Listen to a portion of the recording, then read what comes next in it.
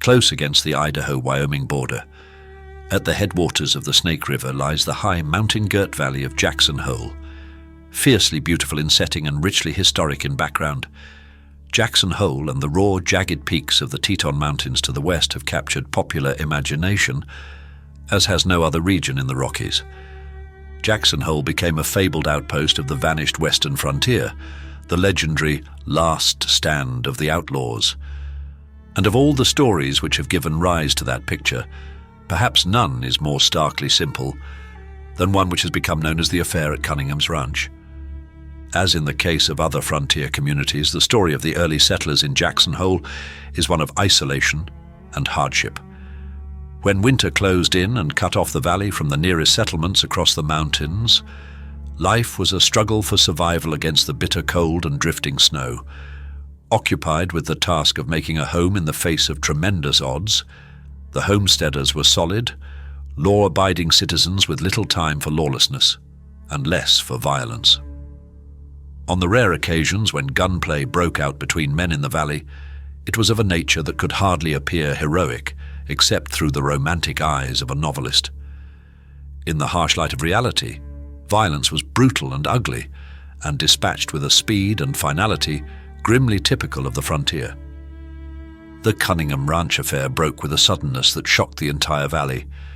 It was as cold-blooded as it was simple. A posse came riding in from Montana in the spring of 1893, and at a little cabin near Spread Creek 2 men were cornered and shot for horse stealing.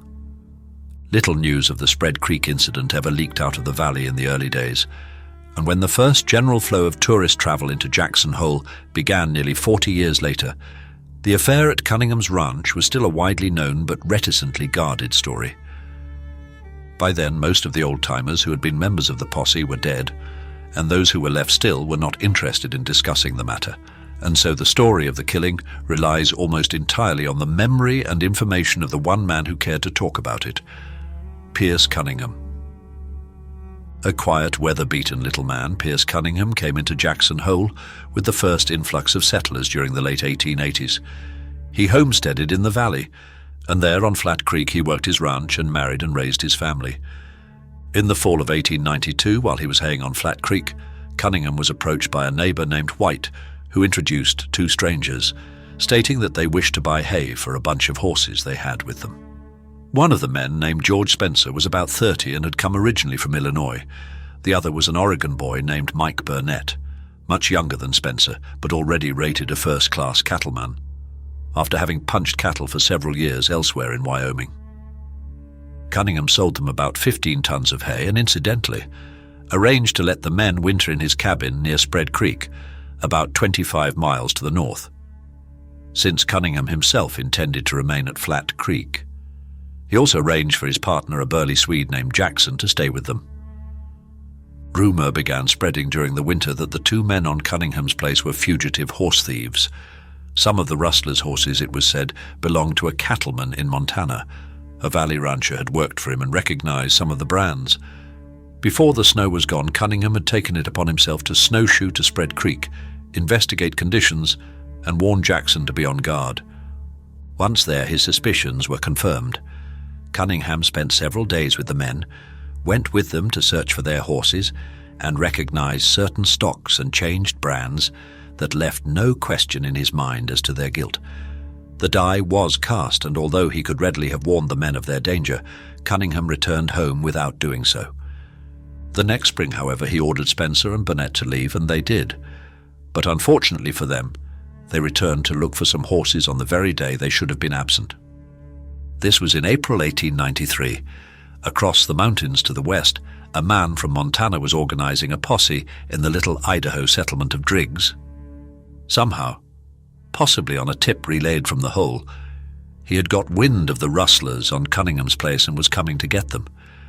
One of the valley homesteaders saw the posse leader there with a group of 15 men on saddle horses, and a few days later they came riding over the pass from Teton Basin into Jackson Hole. There were 4 men from Montana, 2 from Idaho, and 10 or 12 recruited in Jackson Hole. Asked to join the outfit, Cunningham refused and stayed at Flat Creek. The posse elected a spokesman and then started up the valley to the Spread Creek cabin. A group of 16 men, all mounted and heavily armed. Under cover of darkness, the posse approached the cabin, a low, sod-roofed log building in dark silhouette against the night sky. Silently, they surrounded it. 6 men in the shed about 150 yards northwest of the cabin. 3 took cover behind the ridge about the same distance south of the cabin, and the rest presumably scattered at intermediate vantage points. And then they waited for dawn. Inside the cabin, the unsuspecting men were sleeping quietly. Spencer, the older man, sandy-haired and heavily built. Burnett, the cowpuncher, slender and dark. And of course, Swede Jackson, Cunningham's partner. The 2 rustlers intended to leave when it got light. Early in the morning, the dog which was in the cabin with the men began to bark shrilly, perhaps taking alarm at the scent of the posse. Spencer got up, dressed, buckled on his revolver, and went out to the corral. The corral lay between the cabin and the shed, and after Spencer had entered it, one of the posse called to him to throw him up. Instead, Spencer drew with lightning speed and fired twice, one bullet passing between 2 logs and almost hitting the spokesman, the other nicking a log nearby.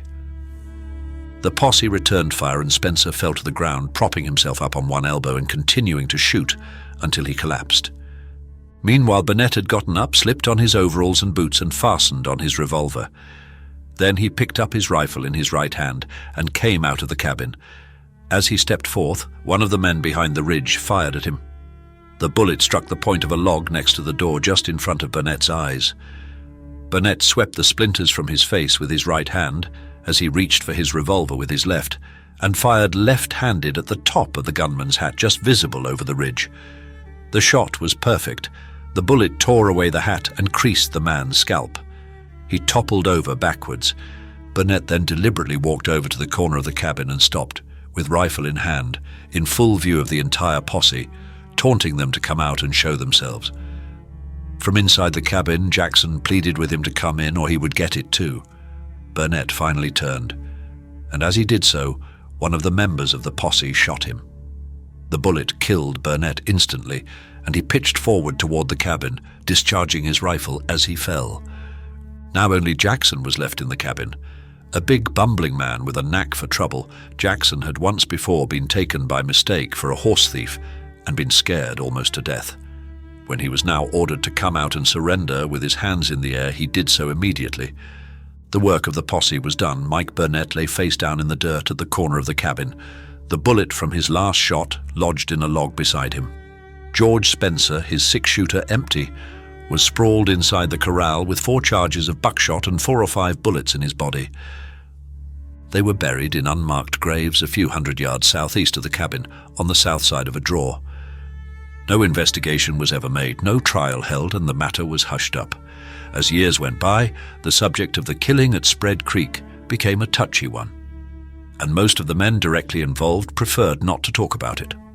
Swede Jackson, apparently thoroughly shaken by the incident, left the valley and did not return. The affair at Cunningham's ranch was a closed story. What information the members of the posse did volunteer in later years was in justification of their actions. The posse leader was a Montana sheriff, they said, and he and his men had come from Evanston, Wyoming, with the proper papers, and deputized the Jackson Hole men. Those in the valley who had not been in on the posse were not so sure of the legality of the shooting. Cunningham said he thought the leader was not an officer, and reiterated that the posse had been instructed not to arrest, but to kill. He stated that 2 local men had previously been asked to dispose of the pair, but had refused. Cunningham was rumored to have warned the outlaws to be on guard, having returned from the Spread Creek ranch only a short time before the killing. The story easily gained credence, since Spencer had caught the posse completely by surprise when he armed himself and started directly for the corral and shed where the men were hidden. He denied tipping them off, and Jackson later said it was unusual for the dog to bark as it did that morning. Cunningham was more favorable to the behavior of the 2 horse thieves than by any heroism on the part of the posse, an attitude which was general in the valley. In 1928, several years before his death, Pierce Cunningham recounted the story of the killing at Spread Creek and ended by pointing out the spot where the rustlers were buried. With 2 timbers he marked the sage-covered plot, one corner of it crossed by the road then running past the cabin, where George Spencer and Mike Burnett had lain since their death in 1893.